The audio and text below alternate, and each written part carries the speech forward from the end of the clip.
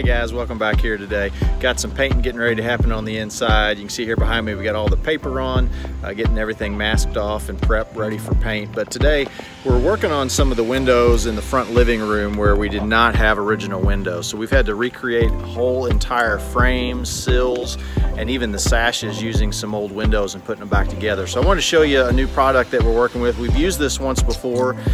We really liked it. It worked well for the project, and so we're going to try to get in here on this house. Let's take a look at them. But behind me, wanted to show you some of the components of these windows. So for these three windows, we had to have 3 pairs of sashes. So that means a top and a bottom sash for each of the windows. And we did not have sashes that were the correct size. So what we did was we took some that were actually oversized. We separated all the joints and cut them down to the size that we needed, refastened them back together. Unfortunately, the center divider mutton bar here was not the correct length off of what we had, so we actually had to recreate that. So on each of these, it's got the center dividing bar, making this a 2/2 window when they go back together. So on these old original windows, you've got your outside stop here, you've got a center piece that divides the 2 sashes, that runs all the way from top to bottom, and then on the inside of that sash you would have another stop that holds the sash in place. So on the windows we're missing those, so let's go inside and show you what we're doing to recreate them. So what you're looking at here are the new window frames, the new sills, and all the new interior trim that we used to build out these windows. We've got going in new glass in each of these sashes we've recreated. You can see here the glazing points that we use to hold the glass in place. Here we've got Dalton using the glazing putty. He rolls it up in sort of the look of a snake and then spreads it out in the joint where the glass meets the frame of the window. Next he'll take his putty knife and he'll drag it along, making a smooth straight edge, and then gives it a nice V taper in each of the corners.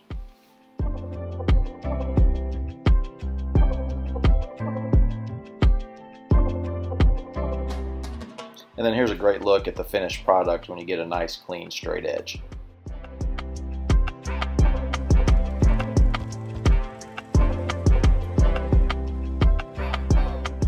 These sashes did require just a little bit of extra trimming in order to make them fit properly with the new jamb liners that we're using.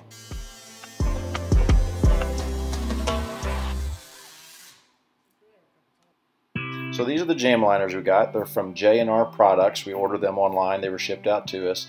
It's a vinyl extruded product, and it eliminates the need for the wood stop that's typically used between the 2 window sashes.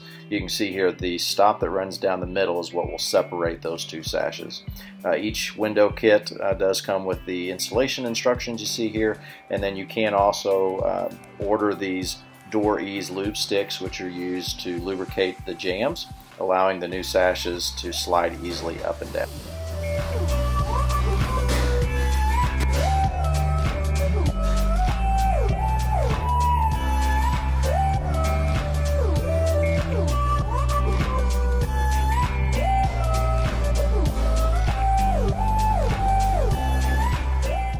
So once the sashes and the jamb liners are installed, we'll use these window stops that we ripped. They're a 1/2 inch by 1/2 inch, and we'll use that to hold them from falling out of the window opening. We'll use those both on the outside of the jamb liner, and then we'll finish them off by putting them on the inside. Here's an example of how the trim piece will actually fit inside that outside stop and all the way down to the sill plate.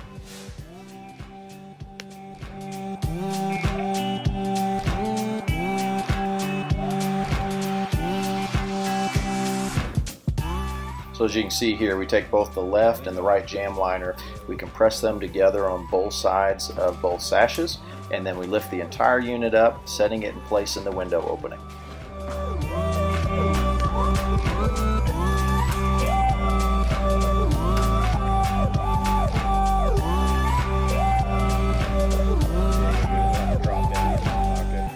Once everything's in place, we begin working both sashes up and down along the jamb liner. It makes sure that everything is moving properly. It makes sure that the sashes aren't too wide for the openings and that everything's going to be able to open as it should. Well, it's good installation.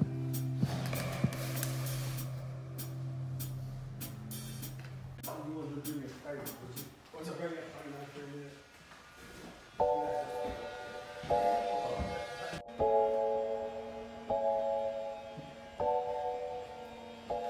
So once everything's operating as it should, we can install those inside stops, which will hold that jamb liner in place. So now the first of 3 windows is installed. It'll get caulked and then ready for paint inside and out. So now we're able to start prepping the other 2 windows that are going to go in place and basically copy the exact same steps that we did on the first one.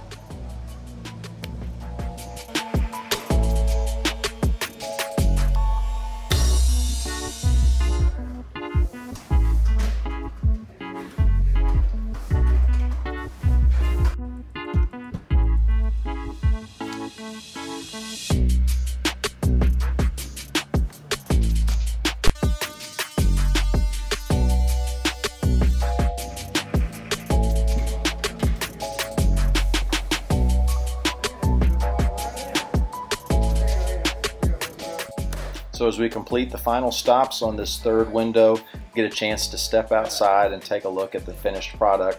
The cool thing about this is it has not been in since 1910 since this home had all the windows in place, as you see here. Originally, if you watched the previous videos, you'd see that there was a commercial storefront built out here called M&J Market. We did remove that in order to put the house back to a single-family residence.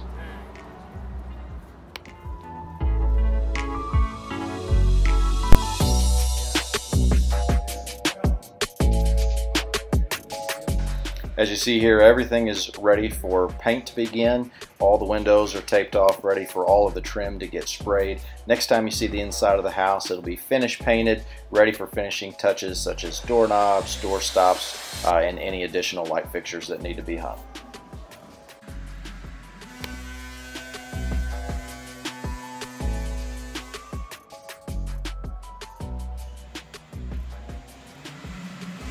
As always, we want to thank you guys for watching our channel. If you enjoy the content, please hit like and subscribe, and be sure to keep watching for our next upcoming videos.